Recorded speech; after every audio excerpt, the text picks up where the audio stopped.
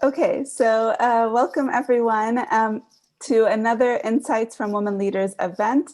My name is Rola Kaakeh and I'm the CEO of Salus Vitae Group, and I'll be the host for the event. Now, for those returning from previous events, welcome back. We're so happy that you're with us again. And of course, for those that are new to the series, welcome. We're so happy that you are joining us today, and hopefully will join us for more events in the future.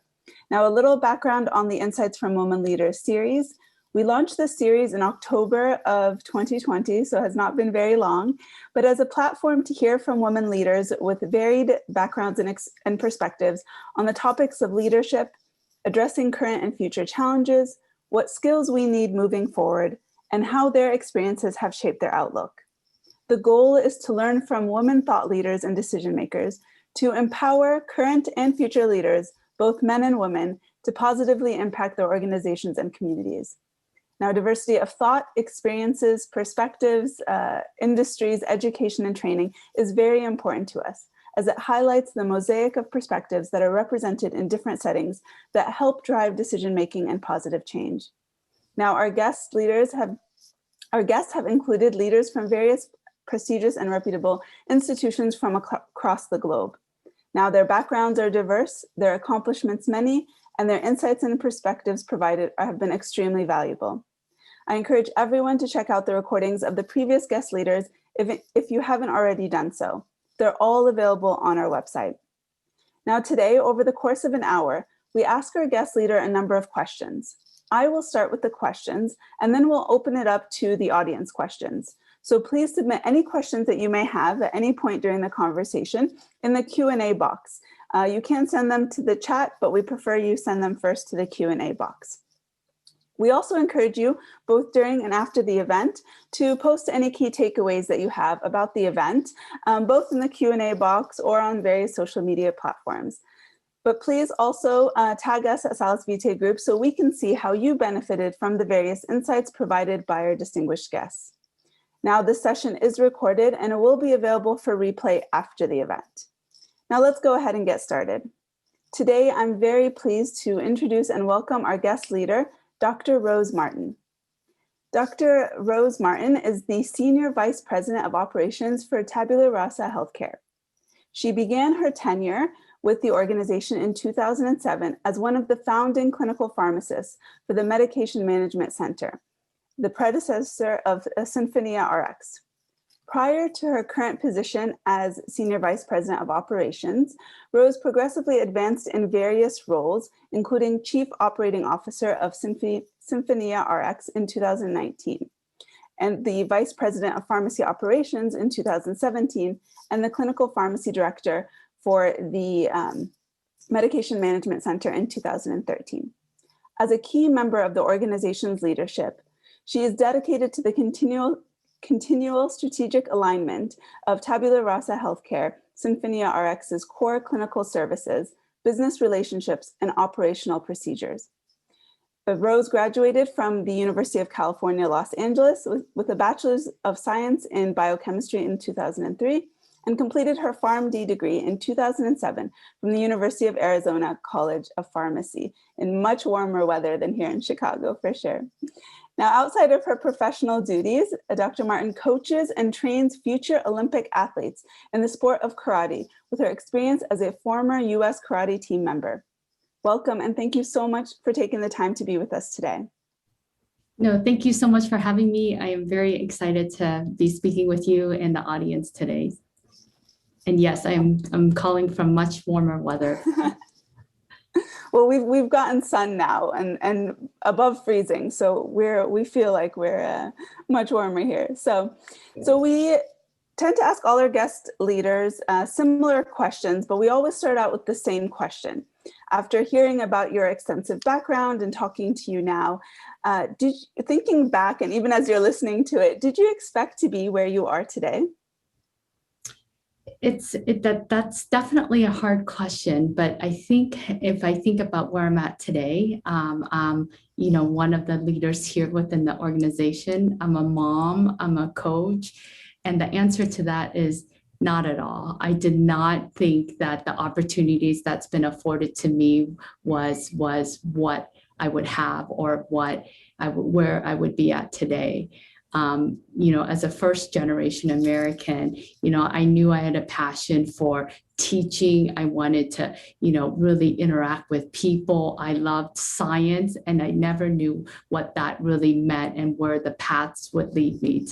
So I think in some perspective, I knew I wanted to give and I wanted to interact with people, but certainly not in this specific capacity.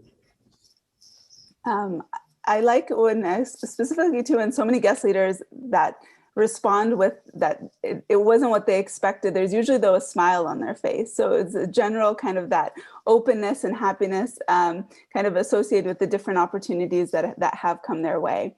So we're going to talk a little bit about the future. We'll come back to the present and talk more about kind of your past experiences within that.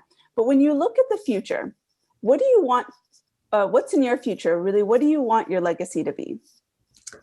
That's a very important question, because it kind of looks at my past experience as well as where am I today, and then the future, right? Like you said, I think for me, it's all about providing and creating access to all the aspects of my life. So creating opportunity for junior athletes, if they want to, excel and be at the, elite state of their career as an athlete, I want to be able to offer that opportunity, serve as a coach and kind of mentor them. In my professional career, I see very similar goals, creating processes to where we could provide access of care to patients nationwide. Now, whether that's medication safety, now whether that's, social determinants of health, and creating processes around those. At the end of the day, I'm very grounded by my North Star, and that North Star is serving a mission to essentially provide tools for our societies to, to have access, whether that's healthcare, whether that's mentorship, leadership. So my core is, my legacy is to hope that I can leave it better than I came in. And that to me is creating those opportunities in so many different ways. And thinking about that, does that excite you? Do you feel like it actually projects you to get to work faster, or is it something that you've had for so long that you just begin to think about? I mean, it's exciting to think about, but it's just been in your mind for so long, or is this something that you're just like thinking more about recently and wanting to project that? Kind of what are your thoughts there? I think my nature has always been achieving that goal. So whatever that goal is, it's really having the discipline to continue on that path. But in the same breath, having the patience to realize that you can't instill change in just one day. So I think it comes with a lot of discipline. So what I will speak to is probably my athlete career.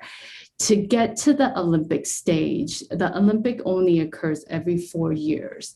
And when you count the days of that path of getting to the 4 years, you have to have patience that you see the incremental growth and keeping the end goal in mind. So there's a discipline to keeping that focus and keeping that mindset and pivoting when you need to. So I think all in all, I think it excites me. Sometimes day to day, it's very hard to keep that same endurance, but you start the day new every single day. That actually, but being a part of the company with Tabula Rasa, I think the name itself is a clean slate. So every day is a clean slate. You start off, you have that focus, and every day you move towards that North Star. I really like that. So let's talk a little bit more about your past and present experiences that have really shaped your outlook on the future or shaped kind of where you are today. You mentioned right now in terms of being an athlete and thinking about the Olympics and kind of that coaching aspect. Can you build on that? Let's talk more about kind of what brought you to this mentality and what you continue to think about. Sure. I have this philosophy of past experiences and present experiences. I think we've all heard of the saying, hindsight is 2020, because experiences serves you well. Right. So whether that's in a leadership position, whether that's, in a coaching position or an athlete position, that certain things went well and you have to pivot and learn from that. So that's one aspect. I also often challenge my teammates as well as my athletes that you should not have hindsight bias.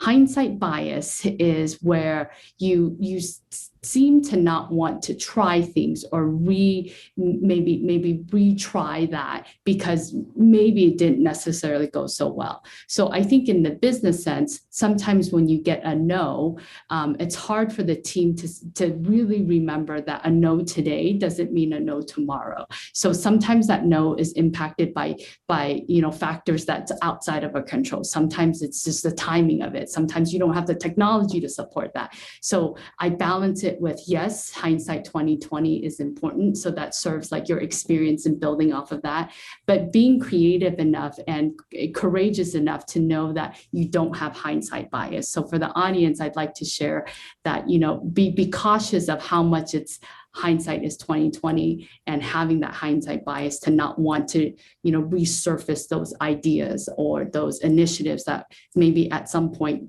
you didn't attempt for whatever reason. That is very powerful for the idea of, because bias we talk a lot about, whether you go into a project, whether you talk to someone, what are your underlying biases that you have when you work with someone or on a specific project. And so I love how you talked about hindsight bias, because now I'm starting to think about too, well, I'm going to evaluate my biases also based off of that. Because we know hindsight is 2020, right? Because we see more objective looking back. And so I think that is extremely valuable because we then can kind of correct our own biases by understanding that distinction. Correct. And then you have to evaluate. So for instance, like an athlete, I remember fighting, like I was in a match with Spain, right? You failed to use the technique that didn't necessarily work. You're very nervous to fight Netherlands with the same technique, but the reality is your variables have changed. Netherlands is not the same as Spain, right? And so that technique might not work, but yes, you have to evaluate it. So I challenge the team, just even within my team of, hey, like don't say no is because our condition has changed now and our condition is different today. And yes, we have to draw on those experiences, but being critical of really what those experiences are and really how we can kind of move forward with maybe today is not a no. So it's interesting to reflect on past experiences and how that serves us, but how that can limit us as well. Yeah. That's incredible. I love it. I'm literally just thinking right now, the hindsight bias about the past and present, and then how you also talked about every day being a clean slate, but then it's also what we're walking into in terms of our thoughts of what we can achieve. And the whole conversation around variables in your environment can be very different. And I think we often forget that, right? Like if you've been burned with something, there's so many no's, but then when you think the environment's different, the variables are different, I think it just readjusts everything. And especially for those among us that are very positive and look for that like kind of reassurance to just try again. Yes. That's wonderful. So looking into the future as well as we kind of just build upon that, are there specific things that really excite you about the future? Not just that you're working towards, but just that you're seeing. I know in the past year, many things have advanced in a way, right? With crisis also comes opportunity, but just in general now, when you're looking towards the future, do you have a very optimistic outlook? What excites you about it? Yes, that is a hard question to answer because when you reflect, again, going back to hindsight, when you reflect on the last year, it's been challenging for a lot of individuals, just even globally, right? The pandemic, the differences of political views. It's been a very hard and challenging times, I think. But with that, personally, I actually am very excited. My core is always optimism of what we can do. I'll go to the last 2 weeks of what's happened on Mars, right? Yes. Oh my God. the technology to actually even land on Mars at this point just is beyond anything that I think any of us can imagine. By core, I love science, I love technology. And when you couple those opportunities with really hard problems that we're trying to solve, I know in the healthcare space specifically, we're really trying to solve, complicated conditions, access of care. And when you go down to the ground level, that it's impacting human beings, and it's not just about a medication, about a health. Those are really complicated problems to solve, but I think the technology is there. I think that the people are there. I think we're ready for that. So as hard as it's been, it's still, it gives me more energy that there's just more to do. So yes, personally, I seem to always believe that there's something that we can do, that the perseverance going to Mars is the key example for me. Yeah. I like how you also compared it. I think the Mars mission in general is just incredible, and seeing those pictures are incredible. And like you said, it really does make you think, like, something that seemed so out of reach, something that seemed so big, right? And we were able to accomplish it. And so when you start looking at those really complex issues, right, you're like, I'm going to find a solution. If, when you find those types of advancements, I think it really brings you back. It's just like, no, we can find it, we can do this. So I definitely love that comparison. And I think it does, there is that element of optimism for the future, coupled with kind of that being realistic in a way, how people talk, but we can be realistic, right? When we're excited and we're optimistic about the future, we can build the realistic procedures, like you had even mentioned, to get there. So let's talk about, as we're thinking about all these big challenges, you mentioned several briefly now in terms of like access to healthcare, to medications, very complex issues. And then just even in general with the issues that we're facing kind of globally, with regards to multiple challenges we have, pandemic related or pre-pandemic, and we will have more moving forward. So as you start thinking about that, what tools do we need? What do we need to start thinking about? How do we build ourselves to address these challenges moving forward? I think the number one thing, this is somewhat a philosophical, I think, discussion for me. The tools really, like there's science, right? Like when you look at science, you need technology, you need to build systems in place to actually reach the individuals. But one that's not so tangible, I think it's a cultural environment that allows everybody to succeed. So in I don't know the answer to that. I'd love to kind of, have a brainstorming session or a philosophical discussion with thought leaders of how do we actually impact culture to believe that it comes from the philosophy of that what's,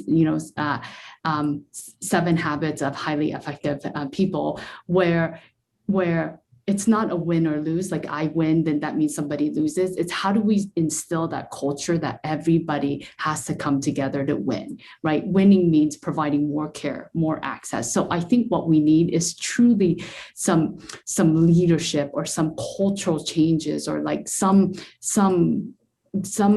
philosophical need to instill to all of our younger generations or healthcare or technology experts that we all together, if we come together, we can achieve great things. So I don't know how to articulate that or if there's a term for that, but it's that cultural. In our organization, we term it as kind of the yes and attitude. So to where if we have an idea, it doesn't necessarily, yes, we have to do that, but it's like, what more can we do? So if we all somewhat adopt, like, how can we all come together to do more? It's that attitude and that spirit that I think we need as leaders and as healthcare providers, as scientists. Yeah, and it gets to that generous mindset of giving more, right? Just by adding that simple word "and," right? Just kind of creates that. And as you're talking to, I just kept thinking is that so much of it is focused on environment. Are we creating the environment? So it's not so much of what we just need personally to build, is that you think about building yourself, your organization, but then when you're also thinking about that environment as that and even element to it, Right. which is really powerful there, because I think oftentimes we know that environment is important, but we don't add it. we don't add it to the additional, either be mindset or initiatives or whatnot. So that's really great. I would love, Yes, like please. as a visual, I wanted to kind of add this visual concept. When you think about a karate match, whether you've seen, fighting matches or whatnot, we've actually taught our athletes, you talk about controlling the environment. You want to strategically place yourself in front of the referee so that you know that your point is 100% clear. So changing your environment, so it's not just about your opponent, it's really being aware of what the environment and how do you shift and move to place yourself in the position that you need to be in. So thank you for that. That's a wonderful analogy. Actually, yeah, that's so great. So now let's talk a little bit about the present. So you're working on several different exciting initiatives. What current initiatives are you working on that maybe you're most excited about or that you'd like to share with us? I talked a little bit about this. I think the most exciting thing is creating programs that couple and really enforces collaboration. So within even our pharmacy profession, there's so many segmented parts, right? There's the hospital, there's community, there's centralized, there's so many different parts of pharmacy. So I'm most excited that we are creating processes to connect all the different arms of it. And so it's not just the delivery arm of it. In that, again, I refer to people. To do that successfully, you need the right people in place. How do you actually create and grow the leadership team, the mentees and the mentors to see that vision of connection? So for me, it's all about those programs. More specifically, our organization is supporting, again, really reducing the risk of medication errors, medication safety. How do we do that in all these different settings as it relates to access of care, taking the wrong medication? And you couple that with, COVID now, how do we actually get access to patients that need it because of COVID, whether that's vaccinations or just access to resources and information?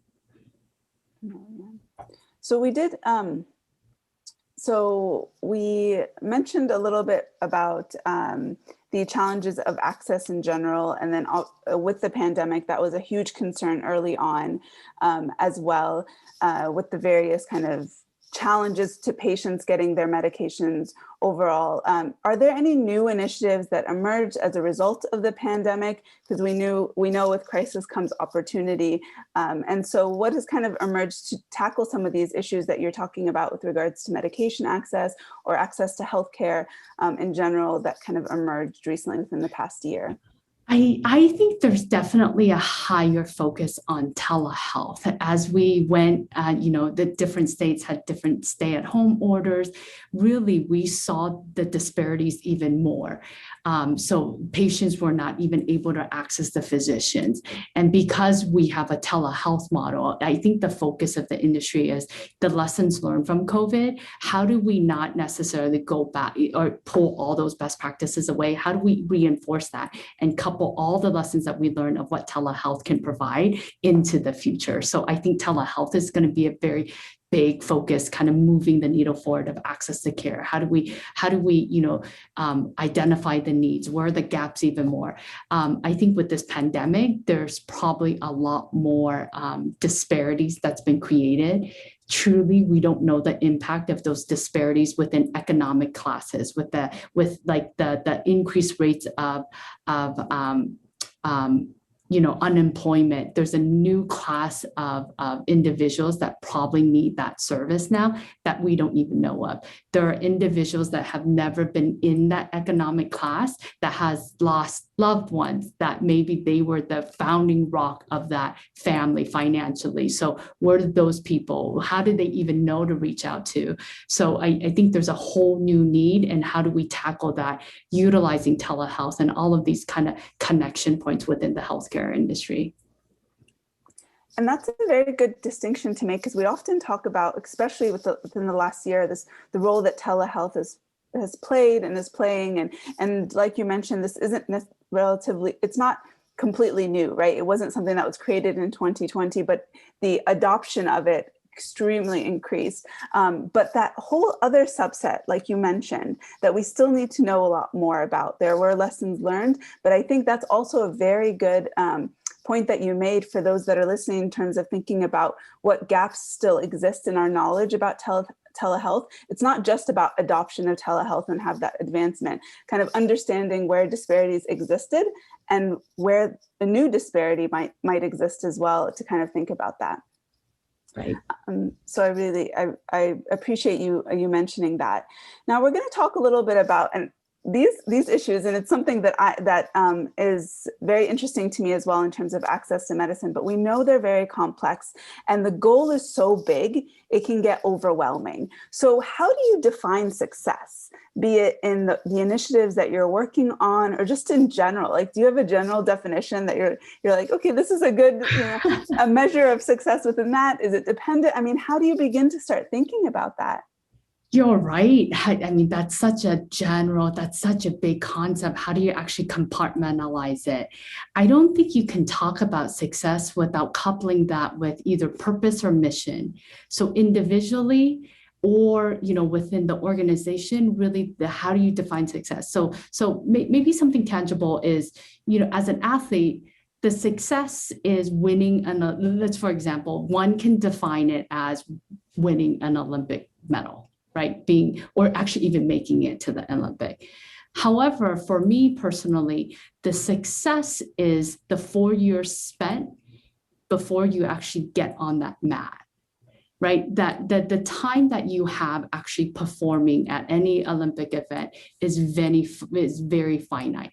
But the efforts that you put in the 4 years and past that event is what that success is. It's that endurance, it's that growth, it's that perseverance, is personally what I define as success. So I think I would challenge, the team or the individuals listening to say, what is your purpose and mission? And it'll give you clarity as to really what success means to you. Because once you get that gold medal, then what? Right? I teach my athletes that if you've worked successfully in the last 4 years, the medal will come. You're not working for the medal. So that's my perspective. Yeah. And it's more so the actual skills and journey, the journey of achieving that one element of thinking success in that time frame or that bucket.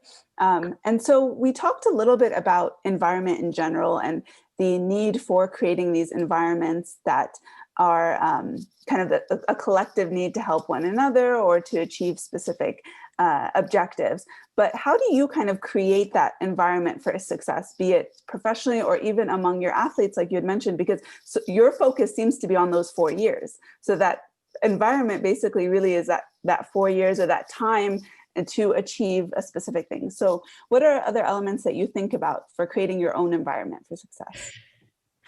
The number one thing I think is the variety of individuals and being deliberate of the team that you build around you or the community.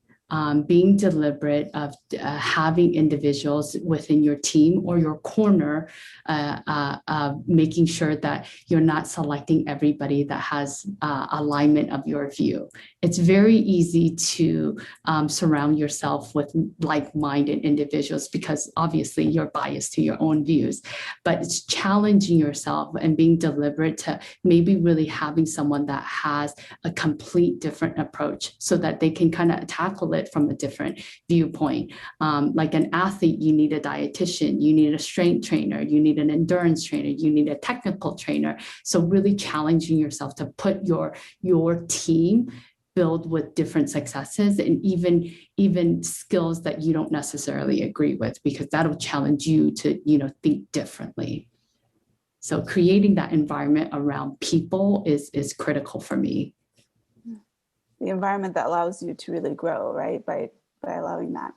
Right. So as leaders in general, we know that we can't do everything ourselves, but asking for help or support is difficult for some, and everyone's needs really differ. So how does support look like for you? And have you prioritized having these conversations throughout your career, and kind of general advice that you would really provide about this? Because I know so many women leaders are kind of afraid, or women, or even in general, those that are kind of building themselves up, to ask for help because they fear that that's a sign of weakness. So what has been your experience, and how do you have these conversations? That definitely, I agree with you in that, the gender differences of, how we ask for help, I think as female leaders, women leaders, could be challenging. I read an interesting article, I think it was probably Harvard Business Review, the articles that they put out there, identifying really what advocates and support that you need. So I kind of wanted to share that article of having a mentor and an advocate are different things, and being deliberate of making sure that you have both. So support to me is making sure that you have a mentor, someone that's honest, that provides you feedback, guidance of like, how am I thinking about this? Providing that feedback, candid feedback for you to grow. However, an advocate is someone that can really put you in the spotlight to succeed in that career, making sure that you're having those candid conversations of what do I need to do to then provide more value within the company, accelerate your position within the company. So I think support for me is really having those two key stakeholders: who is your advocate, who can accelerate your professional and personal growth, and then a mentor to really kind of guide you and coach you along the way. I really like it. So now let's transition to leadership. So we ask all of our guest leaders a question on leadership, which is, how would you describe a leader? You responded with the following: a leader is someone that can create an environment and vision for everyone to succeed, one who paves a path that may not be visible to others and lays down one brick at a time together with the team. Can you elaborate on this and share, and what's really shaped your outlook with regards to defining a leader? Sure. I think this is where my experience, where I've had a lot of coaches that's helped me along the way, personally in my life, in my athletic career, in my professional career. I've had a lot of mentors that I even see as the audience, of really helping me shape where I'm at today. For me, a leader is being able to support. It's kind of like parenting, where that you see a vision of where the potential is, where the gaps are, and really helping the team and rolling up your sleeves at time to really help them achieve that vision. It's coupling in a professional sense. I think, from organizations or my experiences, there's a lot of strategies, there's a lot of conversations of how to actually move the organization forward. However, just as important, you have to be able to execute and implement that. So being able to couple strategy, execution, implementation. How do you lead individuals and set up processes and essentially the tools for the team to succeed? Very nice. So we talk a lot about leadership. Leadership is a topic I feel like many people talk about. They talk about what's needed, what's not. But thinking through is, as you've been listening about experiencing, different leadership roles. What do you think we're getting wrong about leadership? That's a hard question, definitely. I think what I would say to that is, maybe what I can reflect on that is that athlete transitioning to a coach. When in that transition, I think as an athlete, you'll always want to excel your skills. You'll always want to, advance to the next stage. That's like a burning internal characteristic of an athlete. I think leaders have that similar trait, right? We want to excel. We want to push the limits. We want the team to grow. As I transitioned from an athlete to a coach, my coach told me, you are still coaching like you're an athlete. Mm-hmm. So I think if I can reflect on leadership, even personally, how I still lead as an athlete as opposed to really coaching. And then sometimes coaching means allowing your athletes to be your coach. I think that's how I can reflect on it. I don't know if I've articulated that well, but it's very much changing the mindset of wanting to be in it versus allowing the team to flourish and grow and not be the athlete in it as the leader. Yeah, I think that's powerful because it gets at the idea of the transitions and the power of transitions. And even to your point of looking back in hindsight of, what do you believe maybe as an athlete and what you believe as a coach? So kind of that now you've become a leader. What is your thought process? What is your expectation of yourself or your team?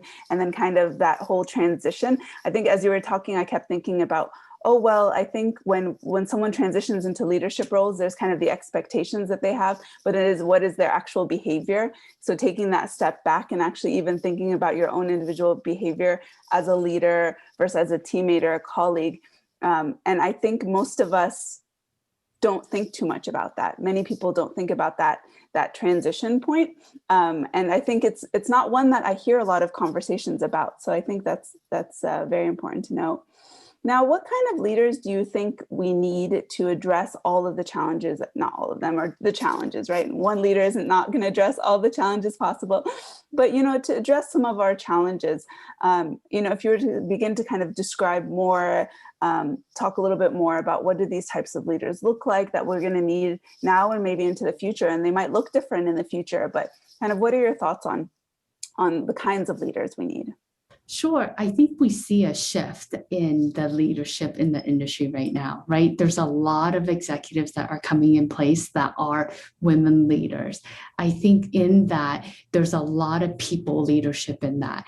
I think there's still a very, very obviously as a leader of any organization or anything that we do, we need a visionary leader. Really, where do we go in the future, in the next decade? We need a strategic leader. And most importantly for me, I think we need people leader, like really being able to understand, like how do you take again that strategy and really bring it down to where the reality is and how to move in that direction. So I think in essence, it's really mentorship. It's really allowing the future generation to really come up with their skill sets, honing in on their skill sets, the different environment that they're in now, and how we help them flourish and not necessarily what we're used to as leaders. Yeah. I like that, adding the third element of kind of the people vision and having, because some leaders consider, and we've had different conversations with our different guest leaders about, being more visionary or actually being much more technical and practical. And, they don't maybe consider themselves visionary, but no matter how, and you could probably consider yourself at different percentages at different points of your career, but that third element, I think, should always be there, that people. Right? Whether you're a visionary or very practical, very strategic, having that third element still coupled with like whether you're a visionary or a strategic leader, I think is very powerful, because it gets back also to your point about the environment, creating those environment for success, thinking of that cultural shift, that cultural mindset of thinking beyond just ourselves, of those communities. I think that that's a very important element there. Exactly. So, and none of them replace each other neither. Like yeah. They all are very critical for us to move forward together. Yeah. That's really important. And they vary, again, different maybe stages of your career, different projects that might necessitate, one type over the other. But I think having that people one always stay, like that's the constant. Now I'm just kind of thinking, I'm like, that's always going to be a constant. Sometimes I might be visionary, sometimes I might be much more practical. So having those are nice. Are there specific leadership lessons or advice that you can provide to current or future leaders that are at different stages of their career? Sure. I think, I would bucket, the different stages of the career as being, early, the start of the career, mid-career, and maybe kind of on that tail end of the career. So I think, for the audience that that's listening, individuals that are in a leadership position, whether by title or just by position or by roles and responsibility, if you're early on in your career, my advice would be being very deliberate to surrounding yourself with a very diverse group of individuals. Again, it goes back to making sure and challenging yourself that you have a different viewpoints to help you kind of see things differently. Being deliberate of choosing a mentor and an advocate to help you really push forward to your next decade of your career or your next, 2-3 decades of that. So that would be my advice for the, early individuals that's in the early stages of the career. For mid-career, I would probably really focus on your top 3 skills, really writing down as a leader, what really are your top 3 or maybe even 5 skills. If you don't know, obviously, ask your team, what do you think my biggest attributes are as a leader? Hone in on those, really sharpen it. Again, how do you find tools and how do you actually put people in place to help you develop that so you can really kind of perfect those tools? Because at this point or at that point of your career, it's about sharpening what you have. And then I guess as the latter half, I'm not there yet. So I don't know that this is, but this is what it is. But I think if you're at the later stages of your career, it really is about that legacy. I think, like I said, leaving it better than you've started, and really that transition of being on the team. Again, this goes back to the leader that's on the early stages, being a team member so that you can help them grow. You've created a beautiful, beautiful process, and being comfortable that they need and will do it better because you want them to take what's great and grow it better, and being comfortable that you're the team player helping them. So I think that's what the later career, advice would be. Again, I'm not there yet, but those would be my recommendations in the 3 stages of the career.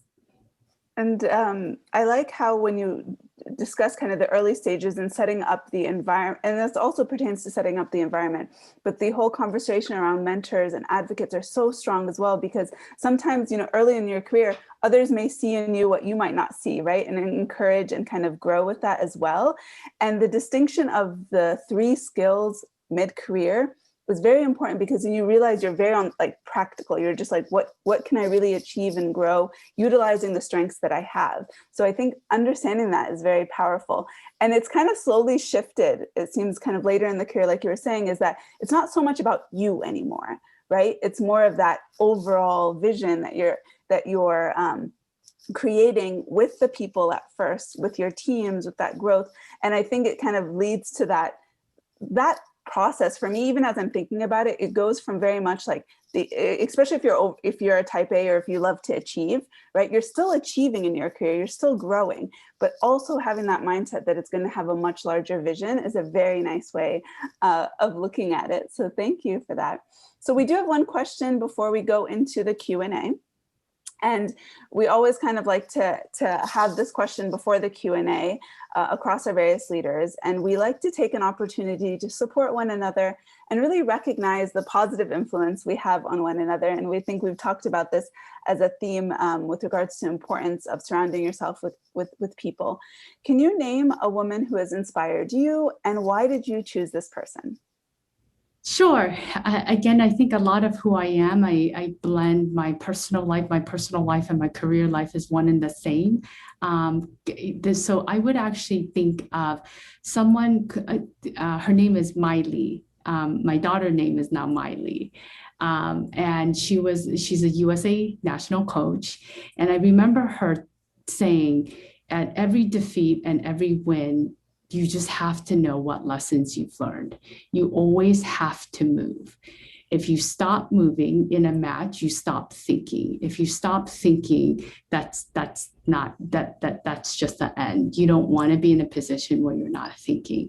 So always finding value in defeat, finding value of the success, really kind of and constantly kind of moving that needle forward. So I've anchored myself in so many different aspects of my life to that fundamental, and hopefully like that coaching and you know, passing that knowledge on to the younger generations, or like, you know, my teammates or my athletes at this point is why I would say she you know, is someone that definitely shaped who I am.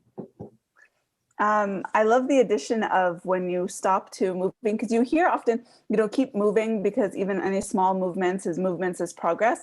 But the whole thinking about if you stop, then you can't think anymore. And that really resonated, because it's not just a physical aspect or kind of a growth through the ladder or growth through a position or growth to a destination. It's really to your own thoughts and your abilities to analyze a situation or to work on something, which is really great.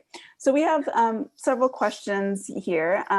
One is, as a woman, can you share some of the challenges you faced that led you to where you are today as a leader or coach? Sure.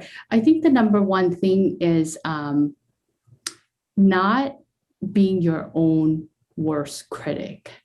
I think it's very important to be very critical of yourself and evaluating and being aware of where your opportunities are, but not being in a position to always second guess, like, am I composing the email correctly? Am I saying this correctly? I think we or you know, women tend to do that naturally, probably more than men, and not second guessing that. Just even how you compose an email with like, I think, you know, in those phrases, I think sometimes that is something that is a barrier to us moving forward. Yeah, that is powerful too. I often think about that as well. Like, you know, even that, I think I was reading something about how women are more likely to say sorry or have, you know, use language that is less confident or second guess, or kind of allows that. So I think, you know, those are definite, you know, steps forward in terms of kind of being deliberate. And, you know, the whole idea of not second guessing yourself, I think, is also very important to keep in mind. There's another question on how do you manage your time? Time management is a big thing, especially when you have multiple initiatives, or even within your professional, personal, or even in your life. So this question is, how do you manage your time between being a leader, a coach, and a mom? Yes, I think the biggest advice I would give is that you find the intersection points between them and they become all of them. So naturally, like my career, there's you know, like our organization is very family oriented. There's opportunities to connect. So there's things. So it essentially, when not looking at it as parallels paths of different stages or different parts of your life, it's looking at it, where do I find those connecting points so that they can all blend together and all of them can succeed. I know sometimes it's hard to have that balance, but when there's a connection and you move them all forward together is probably the way I time management and try to you know, give attention to all of those aspects of my life, because it's just one connection point. So do you find yourself doing that too when you're working with like diverse stakeholders or individuals, kind of even from a professional, like digging more deep into maybe the position you have or have had, when you start also, there can be different parallels and different lines of people that are very diverse or different ideas. Do you then also use that same kind of logic of the point of intersection to move forward? I do. I think that I would draw that to creating the environments when you know that certain team member has this weakness or a strength. You find all those intersections to essentially build that masterpiece or that team that can effectively move that change. It's always looking at how things can connect. Yeah, I love it. Points of intersection. Yes. There's several things too that we've been talking about. So something that I also want to talk about, and there is a question around mindset. So athletes have, and I think probably train and build specific types of mindsets. Can you talk about kind of a mindset that you found beneficial in terms of professionally within, you know, your coaching experience, whatever it is, but in terms of a mindset that helps create those environments that we've been talking about? Yes, I think the mindset I would probably, the way I would answer this question is maybe using a little bit of science, potential energy and kinetic energy. Potential energy is where I don't know if it instills a reaction, but when you think about potential energy, you have that mindset of like you're ready to go, you're prepared, you have that focus. And then kinetic energy is where like, okay, you execute it, right? You have that, it's time to execute, it's time to do it. So as an athlete, you're planning, you're strategizing, you're in the match, you're really super focused. But when the intersection of potential and kinetic energy, you release that. So I think the mindset is constantly that balance of having that potential planning strategy, and then when the kinetic energy needs to be released. So hopefully that gives a sense of from a mind state standpoint. As a leader, I think it's that constant balance of being patient, having the potential, setting up the stages, but making sure that you move quick when you need to, and execute that letting that energy go is because it's time to execute. Sometimes I think we spend too much time on potential. It's because you deliberate, and you never execute. But then sometimes you're too quick to execute and you don't have enough. So it's that balance between potential and kinetic energy is how I would kind of frame what my constant mindset is at. So a question we get often, and we also have one now about, networking, and how do you go about, do you have any advice about the best approach to either approach mentors or gain sponsors, or kind of the power of networking, kind of your general advice about networking? I think that goes back to being deliberate of who you choose that mentor. A starting point, I always say is, in today's day and age, I think LinkedIn is a very good tool, right? Like a very tangible tool. You start following the groups, you'll see, the individuals that post, and then you start following them, I think, and then having the courage to ask for that mentorship, asking for, can I learn from you? Can I be on your bench to learn, like, this is what I'm looking for and stuff, and having that courage to, start looking at what your interests are, what groups, what healthcare groups, what technology groups, what leadership groups. So there's quite a bit on LinkedIn, and then just social media or groups like, on the internet that you can kind of search depending on what your interest is or what your profession is. But it's very critical to find someone that can help you mentor, and help you grow. Yeah. So there's another question about, it seems that the data that we're reading daily about women leaving the workforce is increasing. What are your thoughts on empowering one another, or how can we begin to address the issue of the women, more women or less women in the workforce? I think, again, it's that advocacy. It's understanding where we're at. Is it because there's not enough leadership position? Is it because we don't find that there's enough positions for women? I think it's forming groups and really kind of collectively having a voice and supporting each other. I think the long debate of the percentages of men or the differences of gender in the workplace, that'll always be a dispute or like an difference.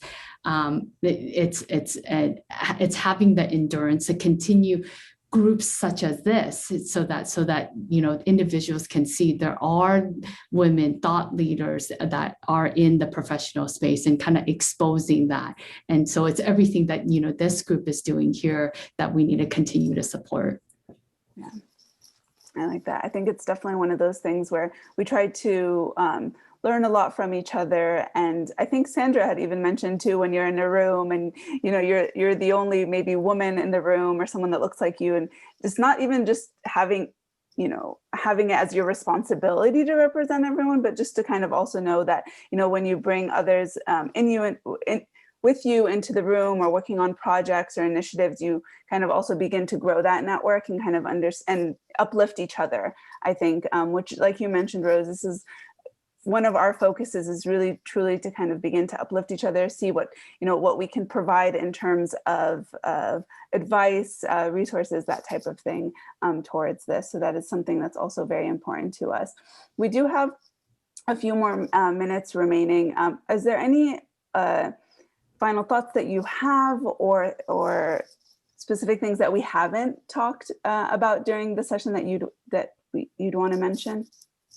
No, I think the session has been great. Again, I thank you for the opportunity and the audience that's listening.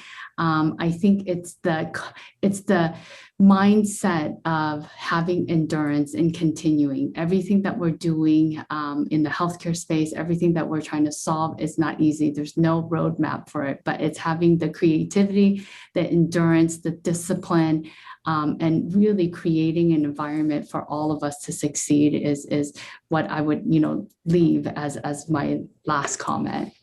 Yeah. There's so many things that I'm even trying to think through. I'm like, to even think about summarizing. I think there's so many, the powerful point about hindsight bias, I think, is something very important that we should all kind of watch ourselves, because it could help or hinder our progress forward individually or in the initiative. I love the conversation about, skills building and having the patience. When you do look at success, actually, I keep thinking like, well, if I think about the success as the 4 years and not necessarily the 5 minutes that you're there on the mat type of thing, I think that repositions it and starts thinking about having that patience, having that building. And then you also very much think about the environment, because the environment is going to be there for 4 years versus that, that set period of time. And I think thinking about that has been extremely powerful. I love the part about the people vision, both from a visionary standpoint and a strategic leader as well.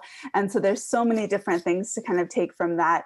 Using Mars as a wonderful example of we can truly do anything, but of course, setting up that environment and that cultural mindset, not only for you to act personally, but to help those around you. And I think that will really begin to, not necessarily begin, but I think it's something that we really need as we tackle the issues that we talked about with you, Rose, today, about access to healthcare, access to medications, because it's really going to take everybody thinking about it from that really having that cultural mindset of that environment to begin to address those as well. So thank you. This has been so wonderful. And I think your experience both as within the healthcare space and as well as that coach brings about all of these skills that we continue to have and to think about that we need as professionals within the healthcare space. So thank you so much. On behalf of Salus Vitae Group and myself, I'd like to thank you, Rose, for joining us today and for sharing your experiences and outlooks. This has been truly a wonderful conversation, and I recommend those. I'm going to be re-listening to it again because there's thoughts that were going through my mind and ideas as you were talking as well. So the recording will be available after the event. We have several other exceptional leaders in the coming weeks. So if you are interested, please register at salusvitaegroup.com, and we would be very happy to see you at future events. Also, if you do post on social media, please tag us at Salus Vitae Group so that we can see what your major takeaways and your thoughts are of the program. So thank you again for everyone that's attended, and we hope to see you at the next event.